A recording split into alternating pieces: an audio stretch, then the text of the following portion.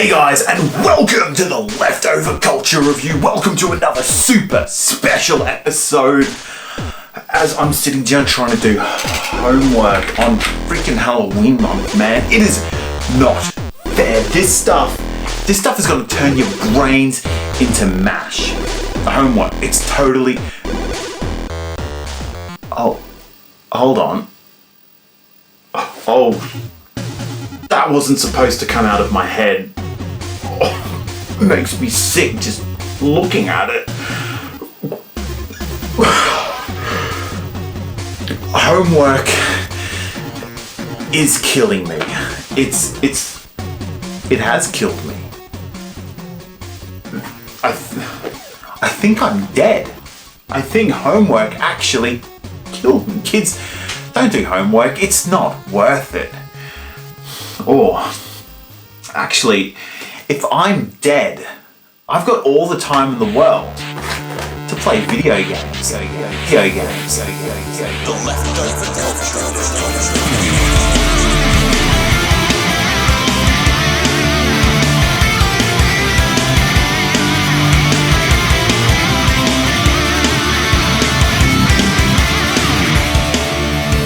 Whoa!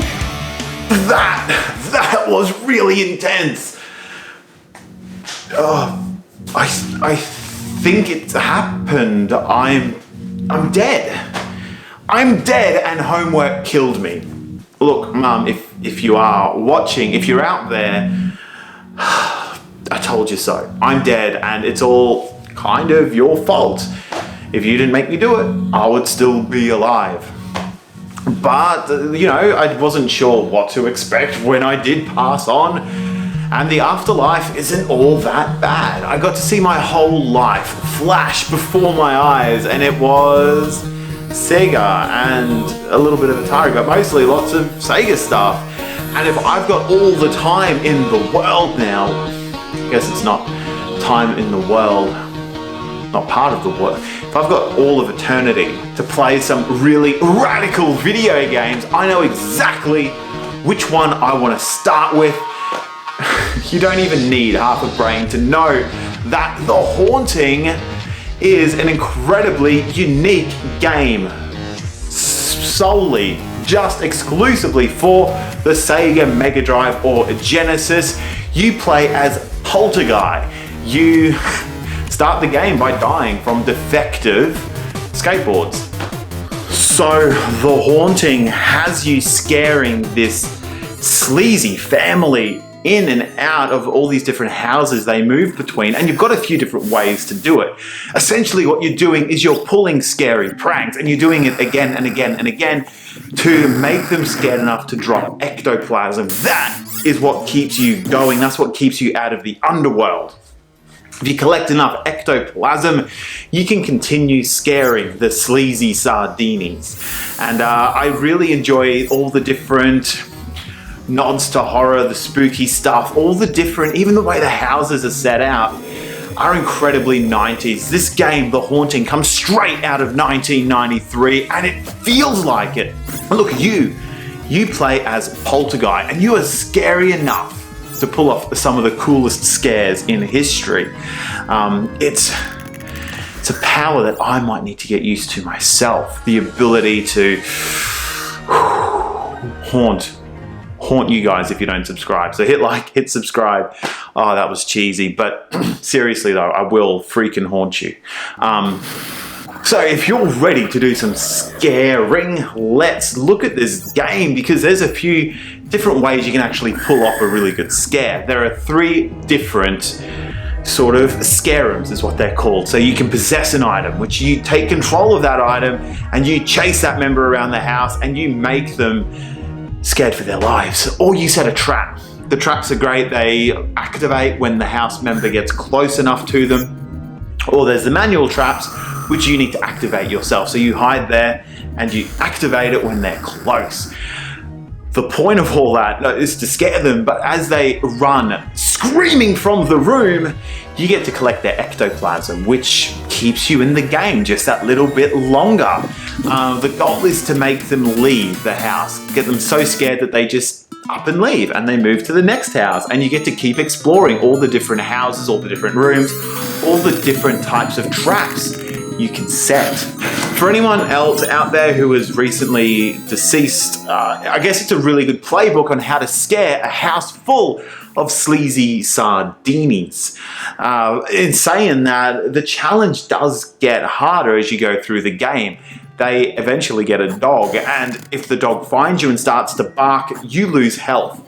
And as the dog's barking, the sardinis actually feel comforted and they don't get as scared. So definitely something to look out for as you're going around room to room setting your traps. As you progress further into the game again, there'll be ghostly forms coming to steal that ectoplasm that you scare out of the sardinis and try and keep it for themselves.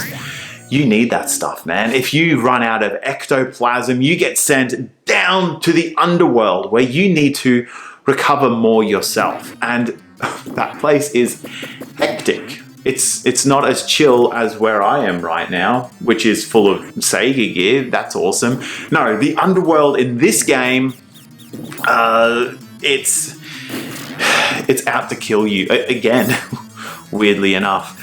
You just can't help but die, I guess. Polterguy, weakling. But you've got to navigate the underworld, dodge the traps, collect the ectoplasm, and get to the end of the dungeon to reappear back in the house with a bit more ectoplasm, depending on how much you collected in the level. So you don't want to go to the underworld, but ultimately it's unavoidable. You will end up going there. Just try and make the most of it on your trip.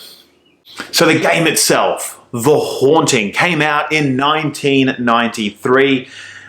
And I should mention, if you are not the only person dead that you know, you can actually play The Haunting with a buddy. There's a 2-player mode.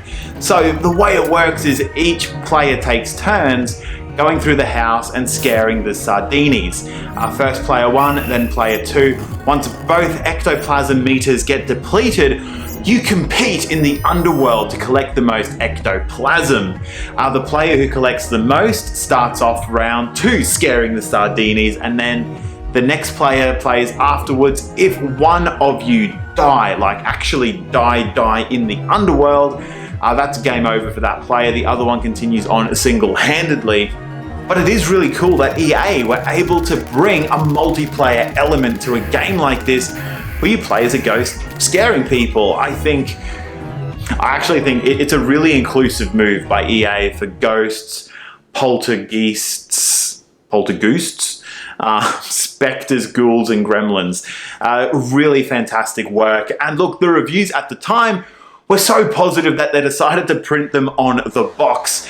This game is so fun that it's scary. And look, that was from Game Players magazine.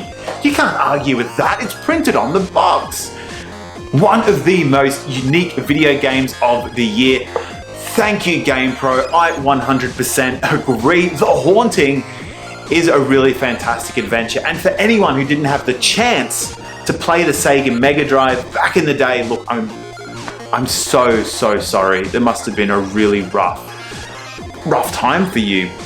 That doesn't stop you going and checking it out today. And I guess watching this video, even though it's from beyond the grave, is definitely one way to do that. So for the grand finale, your final boss battle, you get to take on that dog. So if you hate animals, this might be the video game for you. You get to fight an ectoplasmic beast that transforms from the dog. So the dog, I guess, has been on your case since day dot in this game.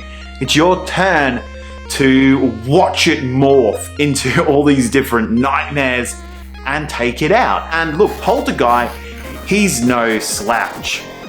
He can kick, and he kicks well. That is your fighting move, and you throw bombs, I guess, as well. You're pretty well armed for a dead person. It's not all just setting spooky traps. You've actually got some moves, and you get to fight and take down that final boss, which is a really nice way to finish a game. I love a good boss battle, and I can't wait to see what kind of boss battle I might get into. Oh, hold on. Was my, thinking about it, my boss battle was homework. And homework beat me? Oh, God, I'm starting to feel sick again.